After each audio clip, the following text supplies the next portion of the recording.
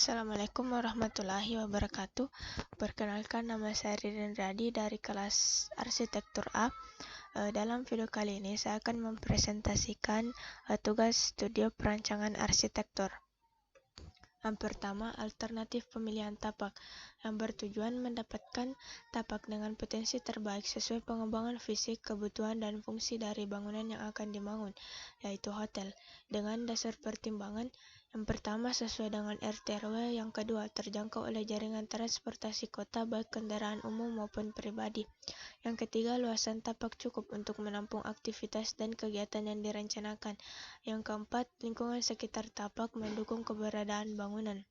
Dengan kriteria, yang pertama, luas lahan 1.500 meter persegi. Yang kedua, terjangkau oleh jaringan transportasi. Yang ketiga, akses mudah. Dan yang keempat, dekat dengan pusat kota. Di sini terdapat dua alternatif. Alternatif pertama berada di Jalan Sultan Alauddin, Kecamatan Tamalate, Kota Makassar, Sulawesi Selatan, dengan luas 1.500 meter persegi dan memenuhi semua kriteria yang sudah ditentukan. Kemudian alternatif dua berada di Jalan Malino, Kecamatan Bonto Maranu, Kabupaten Goa, Sulawesi Selatan, dengan luas tanah 3.059 meter persegi dan hanya memenuhi dua kriteria yang ditentukan. Maka alternatif yang dipilih yaitu alternatif pertama yang sesuai dengan kriteria pemilihan tapak yang sudah ditentukan. Kemudian kondisi sekitar tapak yang mendukung keberadaan bangunan. Itu yang ada yang di sebelah barat terdapat Lutemar serta Gedung Juang 45. Yang berada di sebelah selatan itu terdapat tempat makan serta ruko-ruko yang juga berada di sebelah timur tapak. Kemudian batas-batas tapak. Batas pada sebelah utara tapak terdapat lahan kosong. Batas sebelah barat terdapat Gedung Juang 45. Pada batas selatan berbatasan langsung dengan Jalan Sultan Alauddin. Dan yang sebelah timur terdapat rumah penduduk yang sebagian merupakan ruko. Kemudian potensi pada tapak. Yang pertama, akses ke lokasi yang mudah dicapai. Yang kedua, utilitas memadai dalam hal kebutuhan air bersih, listrik, dan jaringan telepon. Yang ketiga, dekat dengan pusat kota dan berada pada kawasan perkotaan. Yang keempat, kawasan yang strategis dalam hal akses dan transportasi yang mendukung. Kemudian, tingkat polusi yang rendah serta berada di kawasan yang cukup ramai dengan perdagangan dan jasa. Kekurangan pada tapak ini berada pada jalan utama yang biasa terjadi kemacetan yang bisa menyebabkan kebisingan. Kemudian lokasi tapak. Lokasi tapak itu berada di Jalan Sultan Alauddin, Kelurahan Pak Bayang-Bayang, Kecamatan Tamalate, Kota Makassar, Sulawesi Selatan, dengan ukuran keliling tapak 577 meter persegi dengan luas 1.500 meter persegi.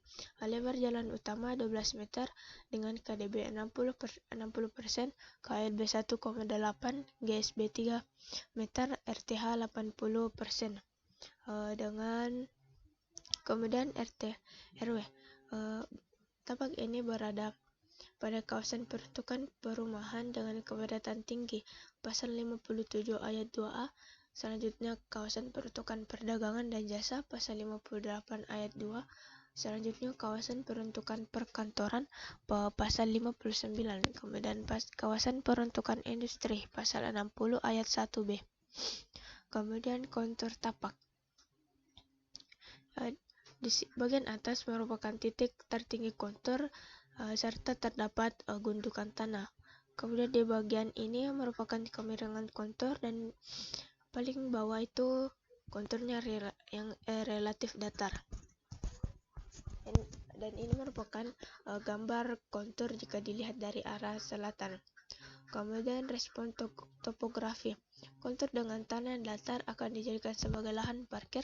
Kontur yang relatif tinggi akan ditempatkan masa bangunan. Kemudian aspek inderawi, kebisingan. Yang pertama, kebisingan. Kebisingan tingkat tinggi berada pada sebelah selatan tapak yang merupakan Jalan Sultan Alauddin. Kemudian kebisingan tingkat rendah berada pada arah sebelah timur yang merupakan rumah penduduk. Di sini diberikan dua alternatif. Yang pertama, memberikan vegetasi pada bagian selatan tapak untuk meredam kebisingan. Yang kedua, memberi jarak atau space lebih terhadap bangunan dari sumber kebisingan terdapat pada tapak. Maka alternatif dipilih itu alternatif 2. Kemudian aroma. Pada tapak tidak memiliki kebauan sama sekali sehingga layak untuk membangun dan tidak mengganggu kenyamanan pengunjung lainnya. Kemudian utilitas. Pada air bersih itu bersumber pada PDAM. Kemudian air kotor itu disalurkan dari arah selatan, kemudian arah selatan ke timur, kemudian ke utara. Kemudian listrik. Distribusi listrik pada tapak itu melalui listrik PLN yang disalurkan menggunakan tiang listrik yang berada pada sebelah selatan dan timur tapak. Kemudian iklim. Pertama itu angin. Angin berhembus pada arah barat dan selatan tapak. Pada selatan ini membawa hawa panas dan pada arah barat ini membawa hawa sejuk. Maka diberi dua alternatif. Yang pertama, memberi vegetasi dan fasad pada arah selatan dan barat tapak untuk mereduksi angin dengan hawa panas. Kemudian alternatif 2, pada arah barat akan diberikan bukaan serta balkon agar angin dengan hawa sejuk bisa masuk ke dalam ruangan serta dijadikan sebagai penghawaan alami. Maka alternatif yang dipilih itu alternatif 2. Selanjutnya arah matahari.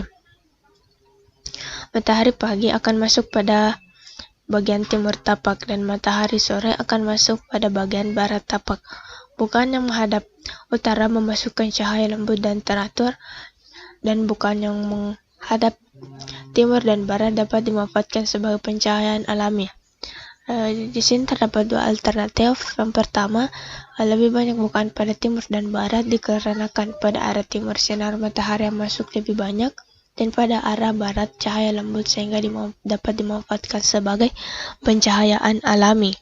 Kemudian alternatif 2, pada arah timur dan barat ditanami pohon yang daunnya rindang yang berfungsi untuk mereduksi panas. Maka dilihat dari analisis, alternatif yang dipilih itu alternatif 1. Selanjutnya hujan. Berdasarkan keadaan cuaca serta curah hujan di kota Makassar termasuk daerah yang beriklim sedang hingga tropis. 2 tahun terakhir suhu udara rata-rata kota Makassar berkisar antara 27 derajat Celcius sampai dengan 29 derajat Celcius. Di sini terdapat dua analisis. Yang pertama, dibuat daerah peresapan air hujan yang dirancang agar terlihat dan berfungsi sebagai kolam pada halaman yang berumput agar air hujan tidak tergenang. Yang kedua, pada area parkir dibuat kemiringan sekitar 2% sampai 3%. Maka output yang dipilih itu membuat daerah resapan air hujan yang berfungsi sebagai kolam pada halaman berumput yang diletakkan pada area taman atau alternatif 1. Kemudian sirkulasi luar tapak. Jalan Sultan Alauddin memiliki lebar 14 meter dan Jalan Andi Tondro memiliki lebar 6 meter. Jalan Sultan Alauddin merupakan sirkulasi 2 arah dan lebar jalan yang sudah mencukupi serta akses jalan depan tapak lumayan lancar dan jarang terjadi kemacetan. Tetapi trotoar yang ada pada Jalan Sultan Alauddin sebagian digunakan oleh pedagang sehingga mengurangi fungsi sirkulasi. Kemudian konsep sirkulasi dalam tapak, karena tapak berada pada sebelah kiri Jalan Sultan Alauddin, maka akses masuk itu berada pada sebelah kanan dan akses keluar pada sebelah kiri agar memudahkan pengunjung untuk masuk dan keluar. Selanjutnya, kondisi masyarakat. Di sekitar tapak terdapat 3 kondisi, yaitu perdagangan jasa, perkantoran, serta perumahan dengan kepadatan tinggi. Pedagang jasa itu termasuk Lotte Grosier, Gedung Juang 45, Indomaret, serta tempat makan yang berada pada arah selatan. Dan perumahan dengan kepadatan tinggi yaitu perumahan metropolitan dan perkantoran itu terdapat Balai Diklat, Four Points Sheraton, dan Welcome Home Sulsel. Selanjutnya, aspek legal. Tapak berada di Jalan Sultan Alauddin, Kecamatan Tamalate, Kelurahan Pak Bembayang, Kota Makassar. Tamalate merupakan salah satu kecamatan yang berada di Kota Makassar, Sulawesi Selatan dengan luas wilayah 20,2. Jumlah rumah tangga sebanyak 31.911 dengan jumlah laki-laki sebanyak 86.393 dan perempuan sebanyak 85.287. Kalau kecamatan di Tamalate itu terdapat 11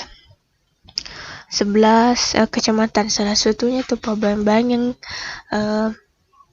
yang merupakan lokasi tapak.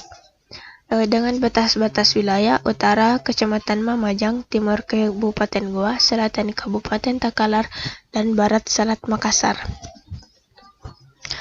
Kemudian kebutuhan ruang.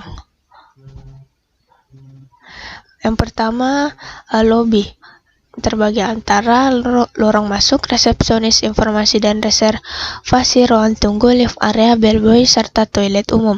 Kemudian kantor eksekutif, terdapat ruang pimpinan, ruang sekretaris dan bendahara, ruang tunggu, accounting departemen, ruang staf dan ruang rapat. Kemudian retail, minimarket, toko obat, gudang. Kemudian aula multifungsi, terdapat bellroom, gudang bellroom, toilet, urinal, dan wastafel. Kemudian kolam renang, kemudian pusat kebugaran yaitu ruang fitness, kemudian spa dan sauna. Kemudian kamar itu terbagi tiga tipe, yaitu superior room, standard room, kemudian suite room. Kemudian housekeeping dan laundry. Kemudian kegging and store yang terbagi antara loading dock, general storage, ruang penyimpanan, ruang utilitas, serta ruang sampah. Kemudian F&B, kemudian ruang teknik mesin. Sonasi yang berwarna ini merupakan private, yang orange ini semi public, yang kemudian biru ini akan diletakkan ruang service, dan warna hijau ini akan diletakkan ruang public. Kemudian gubahan massa. Yang pertama, gubahan massa. Bangunan berawal dari kondisi tapak yang berkaitan dengan tema perancangan. Bentuk dasar bangunan hotel adalah persegi panjang memanjang dari arah barat ke timur. Kemudian bentuk pasan lebar akan menyebabkan beberapa area menjadi lembab, tidak terpapar sinar matahari secara langsung. Seperti yang warna merah ini merupakan bagian yang tidak terpapar cahaya matahari langsung. Kemudian gubahan mengalami subtraktif pada sisi bagian selatan dan utara dan membuat gubahan menjadi ramping dan berbentuk seperti huruf Z. Kemudian bentuk massa akan didominasi bukaan pada area fasad untuk memaksimalkan cahaya dan penghawaan alami pada bangunan. Kemudian konsep fasad. Yang pertama, transparansi pada fasada. Penggunaan elemen transparan yang berupa jendela mati difungsikan sebagai pencahayaan alami pada ruang dalam bangunan. Kemudian atap pada bangunan menggunakan atap datar dengan struktur dak beton sehingga memperkecil kebocoran serta mempermudah dan dalam perawatan bangunan. Kemudian pemberian warna putih dan abu-abu yang soft yang akan berfungsi memberikan kesan bersih dan nyaman bagi pengunjung. Kemudian material dinding yang digunakan merupakan material yang mudah dijangkau dan biasa digunakan untuk mempermudah maintenance.